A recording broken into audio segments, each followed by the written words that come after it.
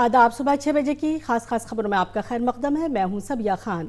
वज़ीर आज़म Narendra Modi supreme court के ज़ेर एहतमाम आज से शुरू होने वाली 2 रोज़ा बैनुल-अक़वामी अदालती कॉन्फ्रेंस 2020 का इफ्तिताह करेंगे। वज़ीर आज़म इस प्रोग्राम से खिताब भी करेंगे। कॉन्फ्रेंस का मौजू अदलिया और बदलती दुनिया रखा गया है। सुप्रीम कोर्ट के chief justice S A Bobde, Australia के चीफ जस्टिस सजीन कैफिल और बरतानिया की अदालत उज़्मा के सदर लॉर्ड रॉबर्ट जॉन रेड भी इजलास से खिताब करेंगे। हेरा फेरी और दहशत गर्दों की माली मदद पर नज़र रखने वाले आलमी इदारे FATF का पेरिस में इजलास खत्म हो गया, जिसमें पाकिस्तान को दहशत गर्दों की फंडिंग के मामले में ममनुआ फहरिस्त यानी ग्रे लिस्ट में बरकरार रखा गया है।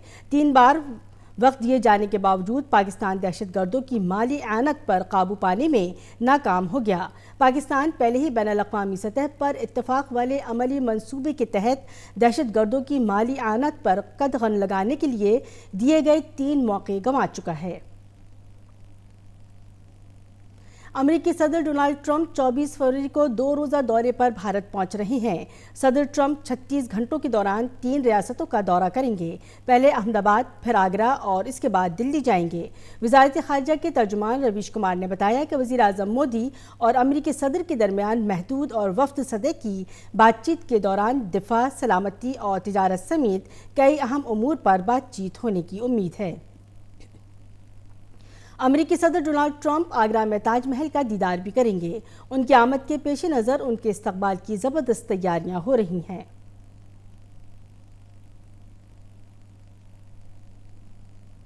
वज़ीर आज़म नरेंद्र मोदी आज से कटक में शुरू होने वाले खेलो इंडिया यूनिवर्सिटी गेम्स का वीडियो कॉन्फ्रेंसिंग के जरिए इफ्तिताह करेंगे।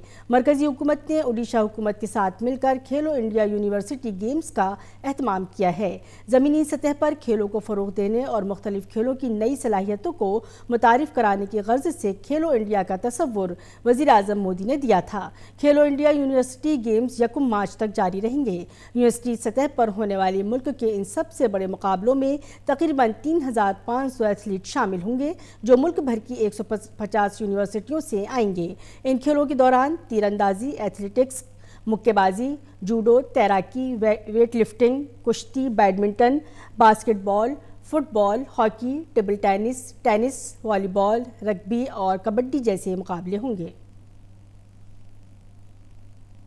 सेहत और कुनबे की बहबूद के मरकज़ी वज़ीर डॉक्टर हर्षवर्धन ने कल नई दिल्ली में वजारत के सीनियर अफसरों के साथ नोवेल कोरोना वायरस कोविड-19 से पैदा हुई सूरत हाल से निपटने के लिए अब तक किए गए इक़दामात और तैयारियों का जायज़ा लिया। मुल्क के सभी 21 हवाई अड्डों, 12 बड़ी और 65 छोटी बंदरगाहों और सरहदी चौकियों पर मुसाफिरों की स्क्रीनिंग की जा रही है। अभी तक सभी 3,835 परवाज़ों और 3,97,148 मुसाफिरों की स्क्रीनिंग की गई है। अब तक 2,707 नमूनों की जाँच की गई है, जिसमें से 3 नमूने केरल में पॉजिटिव पाए गए थे। सभी मरीजों को अस्पताल से छुट्टी दे दी गई है और वो अब घर में अलग रह रहे हैं।